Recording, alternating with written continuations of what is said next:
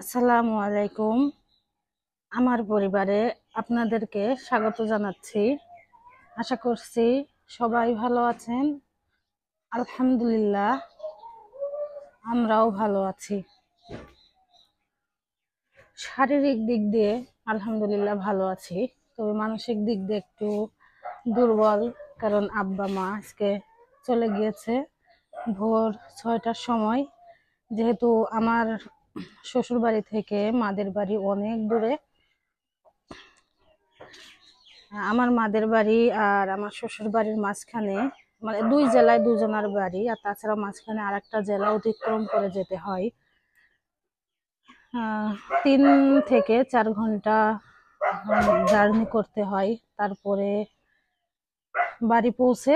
এ কারণে খুব ভোরেই বেরিয়েছে। আর আমার আব্বা আম্মা যেহেতু দুজনেই বেশ বয়স্ক, এ কারণে আরো সকাল সকাল চলে গিয়েছে। যাই হোক, মা বাবা তো এমনই, মেয়ের মা বাবা আসবে চলে যাবে, সারা জীবন তার মেয়ের বাড়িতে থাকতে পারবে না, এই আর কি। কিন্তু কিছু কাজকর্ম তো করতেই হয়, সংসারও করতে হবে, কিছু করার নেই। মন খারাপ থাকলেও কাজগুলো তো আর বুঝবে না, তাই যতটুকু কাজ করার ততটুকু করে নিই।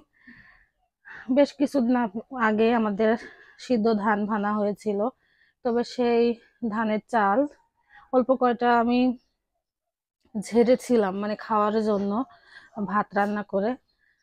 আর বাকিটা এই যে এই বস্তাতে আছে, এই বস্তা ভরা ড্রামে আছে। আবার এই এই ড্রামটাতে এই ড্রামটাতে যেহেতু 4 মণ প্লাস ধান, এজন্য চালও বেশি। তো ভাবলাম যে ভালো লাগছে না, যেহেতু শুয়ে থাকলে আরো বেশি অস্বস্তি লাগছে, চাল বেশ কয়েকটা ঝেড়ে নিই। কাজের মধ্যে থাকলে হয়তো বা মনটা একটু ভালো থাকবে, জন্য চালগুলো ঝেড়ে নিই। প্রথমে আমি এই জায়গাটা খুব ভালোভাবে ঝাড়ু দিয়ে নেব, এখানেই ঝাড়বো। তাহলে যে ঝাড়ু দিয়ে চালগুলো নিয়ে আসি। চাল ঝাড়ার জন্য যা যা লাগবে সবগুলো গুছিয়ে নিলাম। লাগবে কুলা, একটা গামলাতে রেখে দেব, তারপরে ড্রামে উঠাবো। আর চাল চাল পুরো বস্তাটা এরকম ভাবে রেখে দিলাম, এখান থেকে নেব তাহলে সুবিধা হবে। নিচে একটা বস্তা বিছিয়ে দিয়েছি। তাহলে চলুন চাল ঝাড়তে থাকি। আর হ্যাঁ, আমি কিন্তু ভালোভাবে চাল ঝাড়তে পারি না, যেভাবে পারি সেভাবে কাজ চালিয়ে নেব। তাহলে ঝাড়া শুরু করি।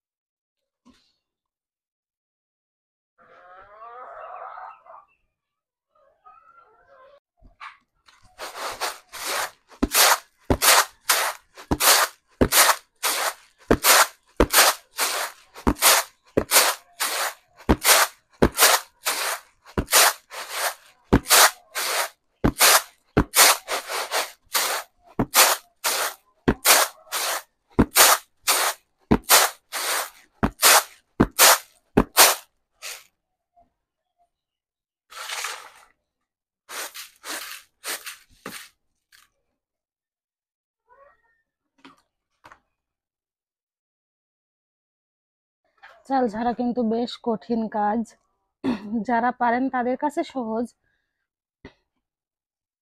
তবে আমি বেশি ভালো পারি না, মানে আগে কখনো করিনি তো, যার কারণে খুব বেশি ভালো পারি না। এই জন্য আমার কাছে একটু কষ্টকর। যখন শিখে যাব তখন আমার কাছেও সহজ হয়ে যাবে। এভাবে সবগুলো চাল ঝেড়ে নিই।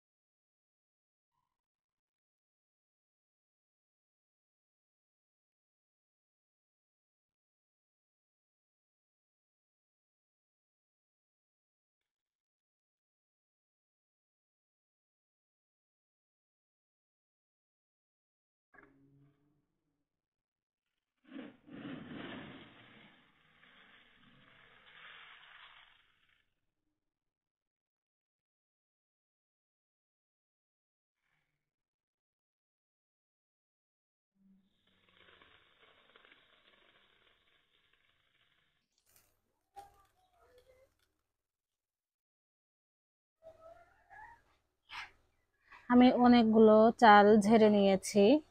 অনেকগুলো বলতে যতটুকু আমার অল্প দিনের জন্য প্রয়োজন। অনেক বেশি চাল ঝেড়ে রাখলে, এখন যেহেতু বর্ষার সময়, সেহেতু ছাতা ধরে যাবে, মানে গায়ে কালো কালো উম, একটা আস্তরণ পড়ে যাবে। ওই চালের ভাত খেতে ভালো লাগে না। আর অনেকবার ধুয়ে পরিষ্কার করে নিতে হয়, বাড়তি ঝামেলা। এই জন্য আমি এই ড্রামে যতটুকুন চাল ধরে ততটুকু ঝাড়তে চেয়েছিলাম, তবে ঝাড়তে গিয়ে দেখি একটু বেশি ঝেড়ে ফেলেছি। যাই হোক, সমস্যা নাই। আর আমরা যদি বেশি দিন চাল সংরক্ষণ করতে চাই, তাহলে এই যে ধান ভানার পর যে তুষ থাকে ধানের, মানে চালের ভিতরে, এই তুষ সহ যে ড্রাম বা যে জিনিসপত্রে আমরা চাল সংরক্ষণ করি, সেটাতে যদি তুষ সহ রেখে দিই, তাহলে চাল অনেক দিন ভালো থাকবে, নষ্ট হবে না। এ কারণে যেহেতু আমার অনেক বেশি চাল, আমি সব ঝেড়ে রাখছি না, এই 15-20 দিনের মতো চাল ঝেড়ে রাখছি, আর বাকিটা আমি তুষ সহ রেখে দেব। এভাবে চাল সংরক্ষণ করে দেখবেন, অনেক দিন ভালো থাকবে চাল, কোনো নষ্ট হবে না, ছাতা ধরবে না গায়ে। আর আমরা তো জানেন পরিবারের সদস্য সংখ্যা কম, যখন মেহমান আসেন তখন তো আলাদা বিষয়, সবার পরিবারেই মেহমান কম বেশি আসেন। আর তাছাড়া স্থায়ীভাবে আমরা 2 জন, কখনো বা 3 জন, এরকম। কারণ আমার শাশুড়ি তো সবসময় আমাদের মধ্যে খান না, ওনার 4 ছেলে, সবার ঘরেই খান। যার কারণে 2জনই বলা চলে। তো 2জনের চাল তো এত বেশি পরিমাণে লাগে না, আহ, অত বেশি ঝেড়ে রাখার ওই জন্য প্রয়োজন নাই। আমি এই জন্য কম করে চাল ঝেড়ে রাখছি। এই যে এই ড্রাম ভর্তি করে এখন রেখে দেব।